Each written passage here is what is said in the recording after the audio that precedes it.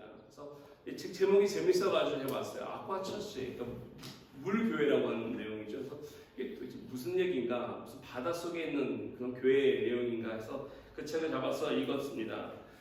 책을 읽었는데 교회에 관한 것들을 이야기하거든요. 무엇이냐면 포스트 모더니즘을 맞이해서 이 세상을 살아가는 많은 교회들이 보니까 세속화되면서 많이 변해간다는 것입니다. 그래서 같이 정신없이 세상 물결 속에 이 교회가 따라가기 때문에 그 물결을 같은 것이 아니라 반대 방향으로 저항해 나가야 되지 않겠느냐라고 하는 질문을 던지면서 어떻게 해야만이 이 세속 쪽에 나가는 세상이 향하는 그 물결을 거꾸로 저항할 수 있는 전략과 또는 어떤 시스템들과 방법들이 있을까 하는 것을 이렇게 좀 소개했던 그런 책이었습니다. 그래서 읽다 보니까 뭐 여러 가지 좋은 것들이 많습니다. 좋은 전략들, 프로그램들, 또 거기 보면 리더십에 관한 이야기들. 그래서 여러 가지 유익한 정보들도 있었고요. 참 좋다라고 생각했는데, 근데 솔직히 그 책을 다 읽고 나서 제게 마음속에 그런 생각이 들었어요. 과연 이러한 것들로 인해서 이 세속화되어가고 있는 오늘날의 교회에 이러한 어려움들을 막을 수 있을까? 과연 교회가 교회다운 모습으로 이렇게 세속 속에서 포스트모더니즘 속에서 하나님의 교회로 세워질 수 있을까라고 하는 생각이 조금 들었습니다. 왜냐하면 물론 이와 같은 전략도 중요하고 프로그램들도 중요합니다. 왜냐하면 이런 걸 통해서 교회가 나름대로 성장하고 성도들도 배워나가고 말씀 소개를 잘하기 때문에 그렇죠. 그럼에도 불구하고 이러한 전략과 방법만이 다가 아니라는 생각이 들었습니다. 왜냐하면 그것이 바로 이 세상이 교회를 향해서 마치 삼키듯이 달려오고 있는 이 세상 물결에 교회가 꿋꿋이 그곳에서 버티고 서 있기는 너무나 쉽지 않기 때문에 그렇습니다. 그 세상에서 오는 이 세속화되는 물결을 우리가 거세게 물리치기 위해서는 그 물결보다 더 강한 것이 필요하지 않을까 생각이 듭니다. 우리 향해서 오는 많은 그 공격들을 뒤집을 만한 더 큰 바위나 더 큰 물결이 있어야만이 이것을 우리는 이겨낼 수 있는데, 저는 이것이 바로 오늘 바울이 말하고 있는 성령의 물결, 즉 하나님의 성령을 통해서 교회에게 준 성령의 파워가 아닌가 생각됩니다. 왜냐하면 성령을 통해서만이 그 가운데 진정된 변화가 있고, 이런 변화들이 능력으로 드러나고, 이 변화된 것이 바로 사람을, 영혼을 살리는 능력이 그곳에 있기 때문에 그렇습니다. 생수의 능력인 성령이 교회를 덮을 때 참된 교회의 모습이, 즉 교회가 교회답게 세상 가운데 쓸 수 있고, 그 교회가 변화되어가는 이 세상을 다시 바로잡으면서 참된 성숙을 이뤄가는 것이 아닐까 생각됩니다. 그럴 때는 무엇보다도 교회가 지켜야 할 것이 있다면 바로 이와 같은 성령의 생수와 같은 놀라운 하나님의 은혜가 아닌가 생각됩니다. 이것을 가지고 있을 때 세상에서 어떠한 강한 물결이 오더라도, 강력한 힘이 오더라도 그것을 맞서 싸울 수 있을 것입니다. 저와 여러분들이 잘 아시는 대로 초대교회가 시작됐을 때는 보잘것 없었습니다. 물론 저희 교회보다 많았습니다. 저희 몇 명 안 됐지만 적어도 그들은 120명을 시작했거든요. 마가의 다락방에서 120명이 모여서 같이 그들이 시작했지만, 사실 그 교회가 처음에 그게 되기까지는 시간이 있는 동안은 어려움을 많이 당했습니다. 물론 그런 오순절 사건을 통해서도 교회가 지나가면서 이 세상을 가만히 두지 않았습니다. 그 교회를 핍박하기 시작했고, 로마 제국이 그를 압박하기 시작했고, 그래서 초대교회는 여러 가지 모습으로 이렇게 막 확장되지 못했고 숨죽이면서 이렇게 생존하는 그러한 모습으로 성경은 처음에 보여주고 있습니다. 어렵고 힘들었던 이러한 교회 모습인데, 우리가 알다시피 이러한 교회가 가면 갈수록, 시간이 흐를수록 세상에서 오는 핍박과 박해를 이겨내고 오히려 그 세상을 뒤집어 놓는 그러한 역사를 일으키지 않았습니까? 그 원인이 어디 있겠습니까? 그것이 그 교회가 잘 조직이 되었기 때문에, 거기 훌륭한 사도들이 있었기 때문에 그랬을까요? 좋은 전략들, 그런 것은 아닐 것입니다. 바로 그곳에 임했던 하나님께서 허락한 성령의 역사가 함께 있었기 때문에 그 교회가 바로 그 역사가 행함으로 말미암아 역사가 교회와 함께 더불어서 이 세상을 능하게 변화시켰던 것이 아니겠습니까?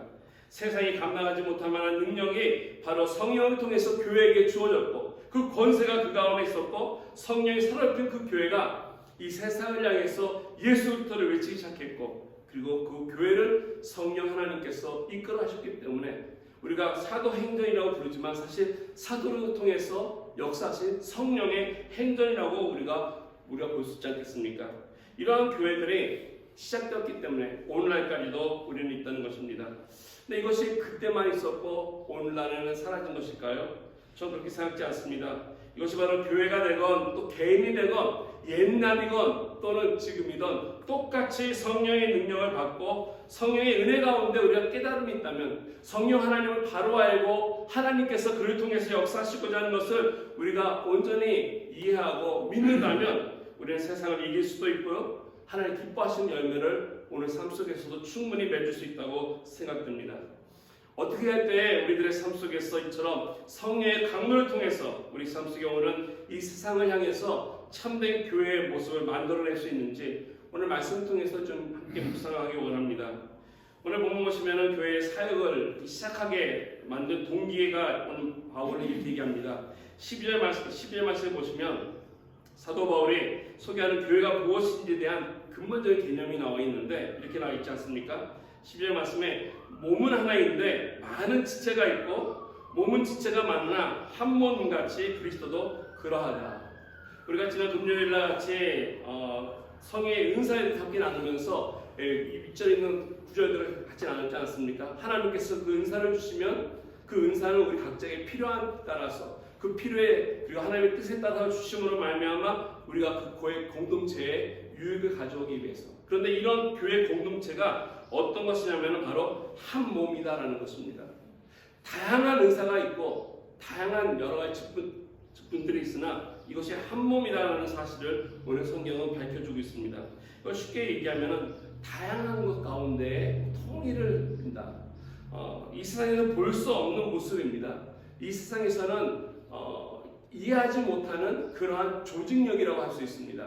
그렇기 때문에 이 교회라고 하는 것은 좀 특이합니다. 근데 이것이 바로 오늘 교회의 본질 중에 하나입니다. 교회는 다양한 사람들이 모여있고 각양각색 사람들이 모여있지만 하나를 이루는 유니티라는 것이죠. 하나이라는 것을 분명히 합니다. 많은 사람들이 유니폼을 똑같이 입고 있다고 해서 하나가 되는 것이 아니라 똑같은 색깔을 말하는 것이 아니라 여러 종류의 사람들이 모여있지만 하나님께서 그들 각각 사람들에게 주신 그 은사에 따라서 이 교회가 다양한 가운데 하나를 이루어서 하나님의 뜻을 이루어나가는 것이 바로 교회라는 것입니다. 교회를 통일하게 만드는 것, 이것이 바로 오늘 바울이 소개하는 것처럼 그 근본 이유가 바로 예수 그리스도가 중심에 있기 때문에 그렇습니다. 오늘 보면은 사도 바울은 성경 쓰면서 교회에 대해서 이렇게 얘기할 때요, 교회라는 단어를 교회라고 할 때도 있지만 그리스도의 몸이다라고 하는 표현을 즐겨 사용합니다. 참 많이 사용합니다. 교회의 몸, 그래서 교회의 몸이라고 하는 이 표현을 쓸 때 바울의 머릿속에 또 그의 마음속에 교회를 향해서 기대하는 것 또는 교회가 이루어지기를 바라는 것이 있다면 그런 것이 아닌가 생각합니다. 즉 교회는 가만히 있는 것이 아니라 움직이는 것이고 자라나는 것이고 성숙되는 이런 특징들이 있어야 한다는 것이죠. 다른 말로 하면 이 교회라고 하는 것은 생명이 있다라는 것입니다. 생명이 있기 때문에 그 교회가 성장하는 것이고 성숙해가는 것이고 변하는 것이고 때로는 아픔을 겪는 것이 있다는 것입니다. 이런 면에서 교회는 세상이 말하는 조직과는 다릅니다.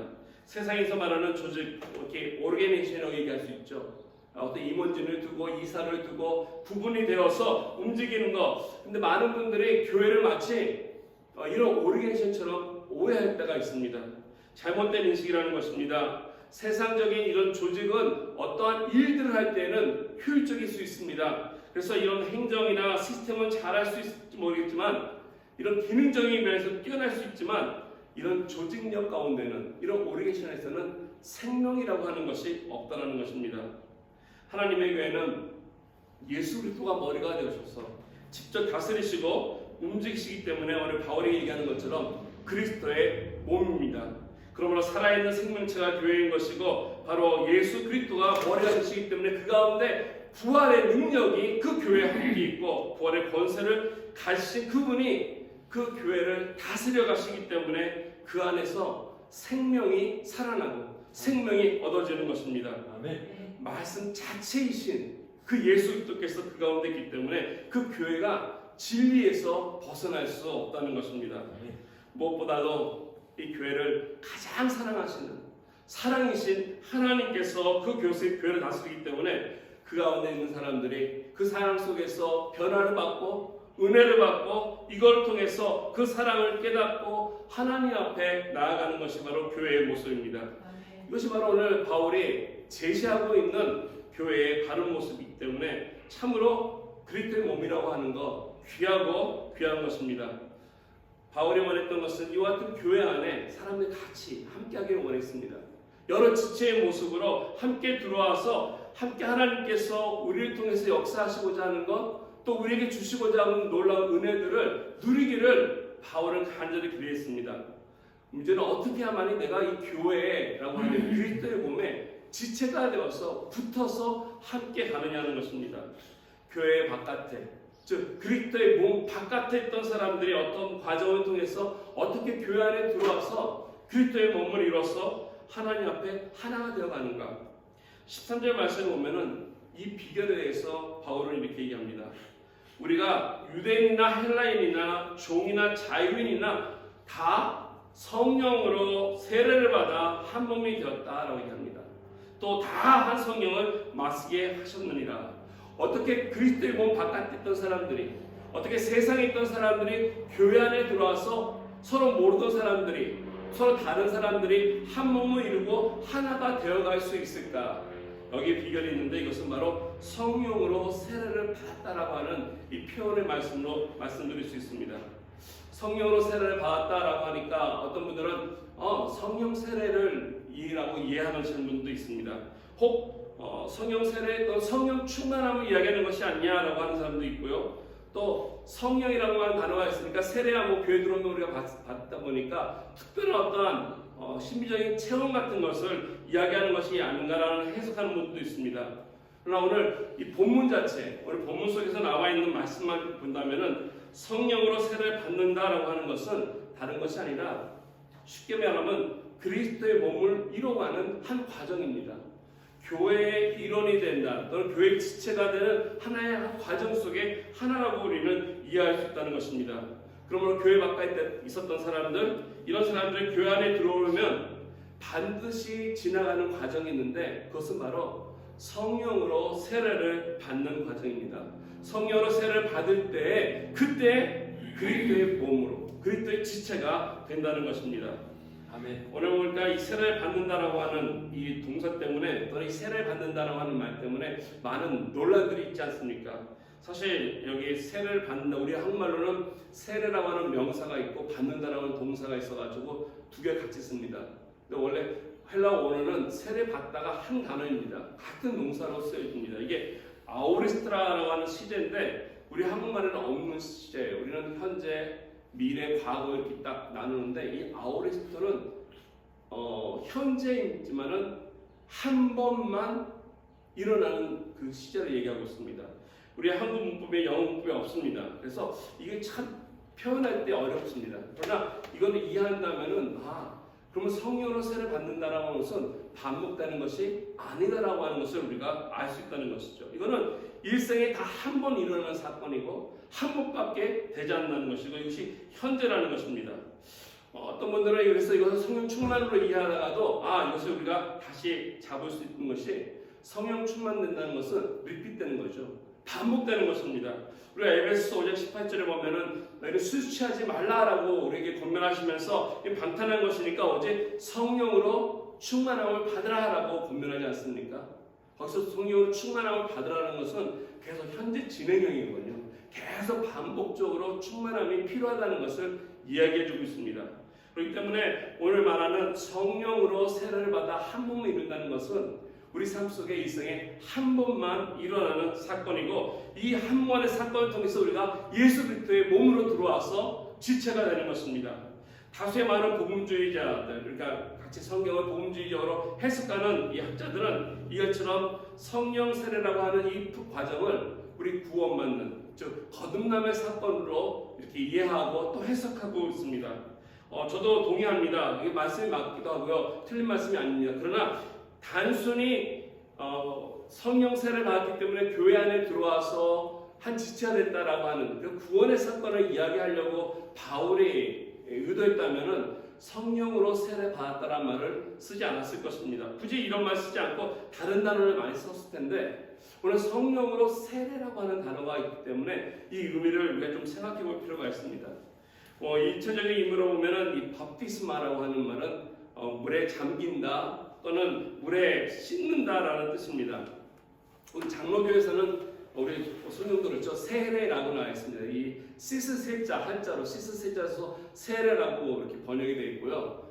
침례교에서는 침례라고 그러니까 침수하다 잠긴다라는 침자에서 침례라는 단어 써서 이 세례와 침례를 구분해 놓지 않습니까? 근데 원래 원어는 하나입니다. 근데 두 뜻이 같이 포함되어 있기 때문에 구분이 되지 않는 것입니다. 그래서 성령으로 세례받는다라고 하는 것은 여기 보면 단순히 거듭났다 또는 구원받았다라고 하는 것만 얘기하는 것이 아니라 내가 예수 그리스도를 통해서 거듭난 후에 성령으로 말미암아 세례받은 후에 어떻게 내 삶이 계속 진행이 되고 있느냐는 것을 얘기합니다. 한 번 일어났지만 이 한 번 된 것이 영혼 가운데 계속 어떻게 진행이 됐냐, 그것은 바로 성령과 더불어 함께 살아가는 것을 바울은 강조하기 위해서 성령으로 세례를 받았다라고 이야기하는 것입니다. 그래서 그 13절 뒷부분에 보면은 바울이 이렇게 얘기합니다. 또 다 한 성령으로 마시게 하셨다라는 것을 밝혀주고 있다는 것이죠. 너희가 성령 세례를 통해서 그리스도의 몸으로 하나가 되고 이것이 끊임없이 한 번의 사건임에도 불구하고 영원한 사건이기 때문에 이것이 지속될 수 있는 이유가 있는데 그것은 바로 우리가 성령으로 말미암아 더불어 사는 이 삶이 있어야 함을 얘기하고 있습니다. 오늘날 교회가 능력 있는 삶으로서 바른 성도로서의 삶을 살아가는데 굉장히 중요한 비결이 있다면 여기 있습니다. 사람들이 교회에 들어와서 등록을 하고 교회 출석을 하는 것만으로 충분하지 않습니다. 그것만으로도 교회가 될 수 있는 것은 아닙니다. 내가 교회에 들어올 때 필요한 것이 있다면 바로 성령을 통해서 그 성령과 함께 해야 한다는 것입니다. 그래야만이 내 영이 회복이 되는 것이고 그리고 회복된 영혼이 날마다 성화를 향해서 성숙해가는 과정이 내 삶 속에서 이루어지는 것입니다. 이런 면에서 우리가 건강한 성도로 바른 성도로 이 세상에 살기를 원한다면 성령과 더불어 함께 살아가는 이러한 삶이 우리에게 있어야 할 것입니다. 성령이 이끄시는 대로 나의 삶이 이끌어지고 성령이 말하게 하심에 따라서 우리가 말을 하고 성령을 따라 살게 된다면 우리의 삶은 당연히 그 가운데 승리하는 삶들이 있을 것이고요. 또 그걸 통해서 열매를 맺게 되는 삶이 있을 것입니다. 뿐만 아니라 세상을 향해서 오늘 여러 가지 거친 악한 물결 가운데서도 버티고 이겨낼 수 있는 비결이 이 가운데 있습니다. 이건 우리 개인에게도 마찬가지고 교회도 마찬가지라 생각됩니다. 그러므로 성령이 강하게 임해서 성령이 주도하고 나갈 때에 이와 같은 놀라운 역사가 있다는 것입니다. 많은 사람들이 교회에 모여서 그 교회를 크게 하고 강하게 하고 움직이는 것이 아니라 바로 성령 하나님이 주권자가 되어서 머리 대신 그 교회를 그리스도가 머리 대신 그 교회를 움직이면서 이 세상이 감당할 수 없는 그러한 하나님의 나라를 이루어가는 것이죠. 교회가 교회에 나와주는 비결 또는 성도가 성도답게 살아가는 비결이 있다는 것은 바로 이것처럼 성령과 더불어 살아가는 것을 오늘 바울은 우리에게 강하게 강조하고 또 권면하고 있습니다. 어떻게 우리가 이 땅 가운데 성령과 더불어 살아가야만이 그렇다면 성도로서 우리들의 삶 속에 이와 같은 능력이 나타날 수 있는지 말씀 속에서 한 세 가지를 함께 나누기 원합니다. 그 첫 번째가 어떤 것이냐면 바로 성도로서 하나님과 같이 이 세상에서 성령과 더불어 살아갈 때 나타나는 능력이 바른 역할을 할 수 있는 능력이라는 것입니다. 하나님께서 우리에게 한 사람 한 사람 불러주시고 우리에게 귀한 직분들을 주시고 은사를 주셨다는 것은 그 안에 맡겨진 역할이 있습니다. 바른 역할들을 우리가 할 때 성령이 우리 통해서 바르게 역사하고 그 역사의 능력이 나타난다는 것입니다. 내가 그리스도 안으로 들어와서 그리스도의 몸으로 이루어서 함께 더불어 하나님의 일을 해나갈 때 하나님께서 우리에게 주시는 그런 선물들이 있는데 이것을 우리가 은사라고 이야기합니다. 바로 특별히 하나님이 주시는 은사죠. 우리가 지난 금요일날 말씀 보면서 내적 은사, 외적 은사 하면서 여러 가지 살펴봤는데 오늘 8절에서 10절까지 보면은 이런 은사들이 쭉 나열되어 있지 않습니까? 여기 보면은 한 9가지 지난주에 살펴봤지만 말씀드린 것처럼 이 본문 외에도 성경의 다른 곳에도 성령의 은사에서 언급이 되어 있습니다. 찾아보면 한 여러 가지 보면 한 20가지 정도의 은사가 있고요. 그 외에 좀 더 나가시는 분들은 한 27가지 은사가 있다고 얘기합니다. 뭐 독신도 하나의 은사라고 얘기하는 사람도 있고요. 가난하게 사는 것도 하나의 은사라고 얘기하는 분도 있습니다. 뭐 이런 여러 가지 은사들이 많다는 것은 다양한 것을 이야기해주고 있습니다. 왜 이와 같이 다양한 은사가 교회에 있겠습니까? 그것은 바로 하나님께서 우리가 이 땅 가운데 살아가면서 다양한 역할들을 감당해야 하기 때문에 그렇습니다. 교회는 한 사람이 독점해서 한 가지 일만 하는 것이 아니라는 것입니다. 어떤 특정한 은사만을 주장하는 것이 아니라 다양한 은사들을 가지고서 하나님께서 교회가 이 땅 가운데 바르고 건강하게 하나님 나라를 이루기 위해서 다양한 역할들을 위해서 쓰임받아야 한다는 것입니다. 우리에게 꼭 필요한 은사들을 주셨을 때 이것을 가지고 내가 열심을 다해 섬길 때 그 역할을 다할 때 하나님의 능력이 나타납니다. 성령과 더불어 살아가면서. 많은 사람들이 안타깝게도 이런 삶 속에서 나에게 주신 은사보다는 혹 나이가 없는 은사들을 우리가 시기하거나 또는 사모하거나 잘못되어서 흉내내거나 하는 이러한 어려움들과 그릇된 것들이 있다는 것입니다. 우리 각자에게 혹 내가 알지 못하지만 하나님께서 주신 은사들이 있다는 것입니다. 이런 독특한 역할들을 우리가 감당해야 하기 때문에 하나님은 다 우리에게 주셨습니다. 그래서 이것을 가지고서 하나님 앞에 잘 감당하면 우리뿐만 아니라 그 공동체가 하나님 앞에 건강하게 귀한 유익을 누리고 영광을 드러나면서 하나님 앞에 바른 능력을 드러낼 것입니다. 두 번째로 우리가 성령과 더불어 살아갈 때 이와 같은 어떤 역할의 능력뿐만 아니라 우리 채워주심의 능력이 또한 두 번째로 드러납니다. 하나님께서 오늘 말씀해 보시면 13절 하반부분 특별히 강조하는 것이 사도 바울은 성령 세례를 말한 후에 이 성령을 마시라라고 우리에게 말씀하셨습니다. 왜 마시라라고 하셨을까요? 성령을 마시라라고 하셨는데 그것은 우리 삶 속에 목마름이 있기 때문에 그렇지 않겠습니까? 세상을 살아가는 사람들 다 여러 가지의 갈증들이 있습니다.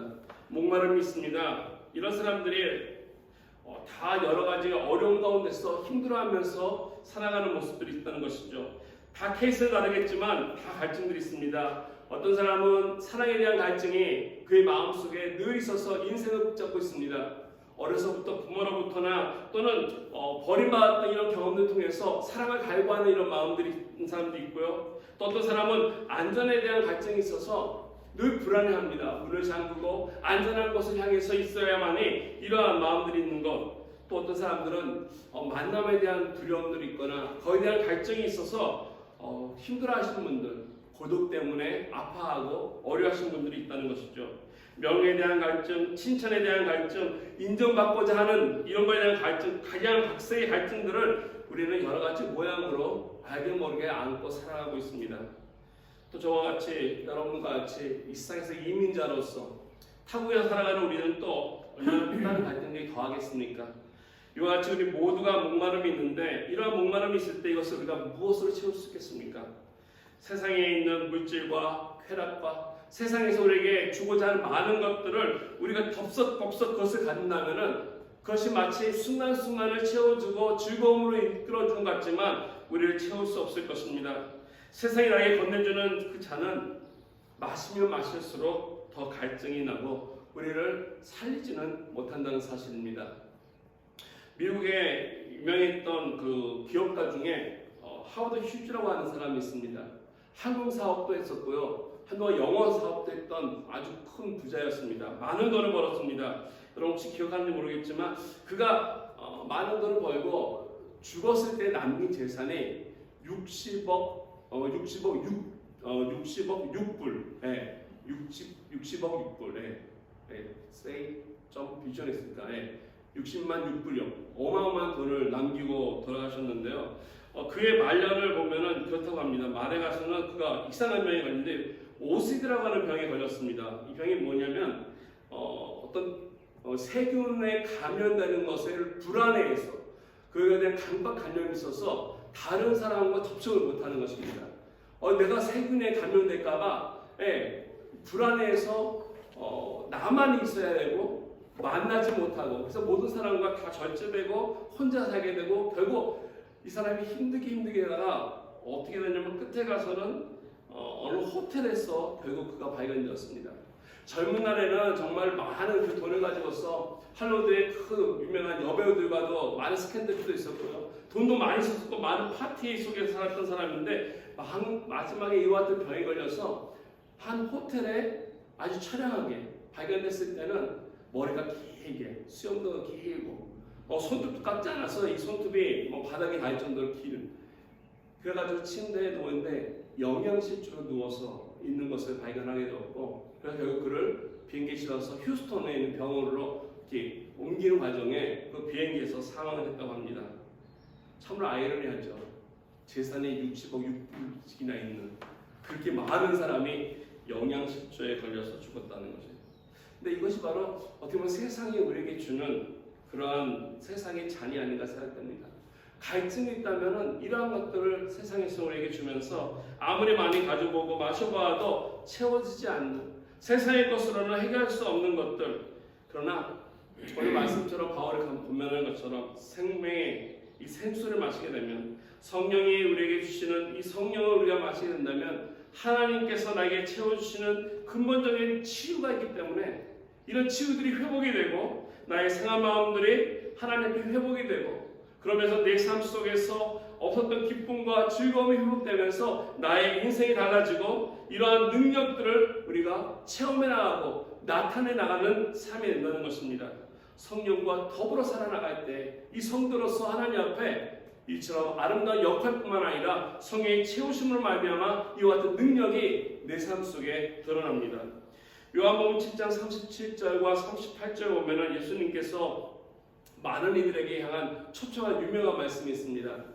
초막절, 예루살렘에 올라가서 초막절기 지내시고 거의 끝나갈 무렵에 올라가서 크게 외치지 않습니까?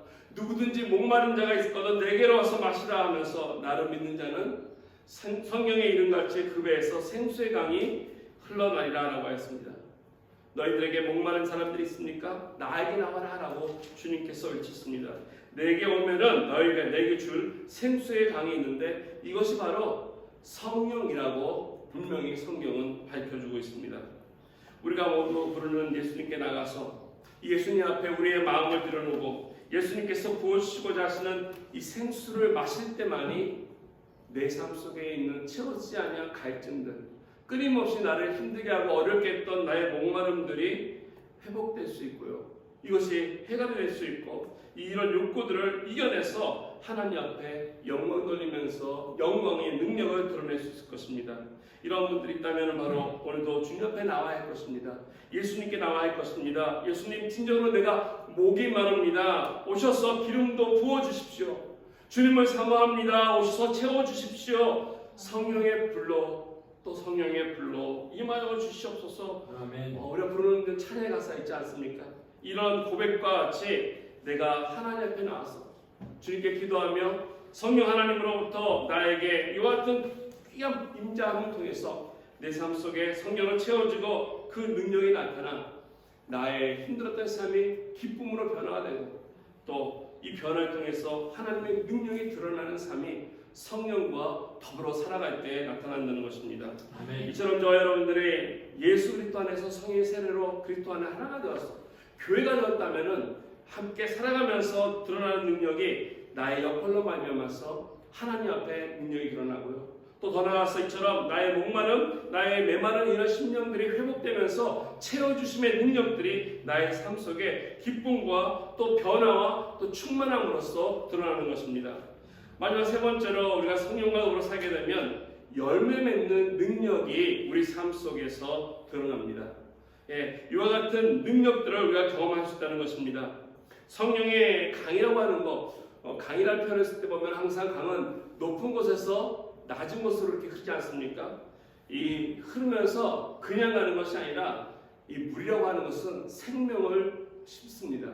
생명을 낳게 합니다. 생명을 낳게 하기 때문에 열매가 맺힌다는 사실입니다.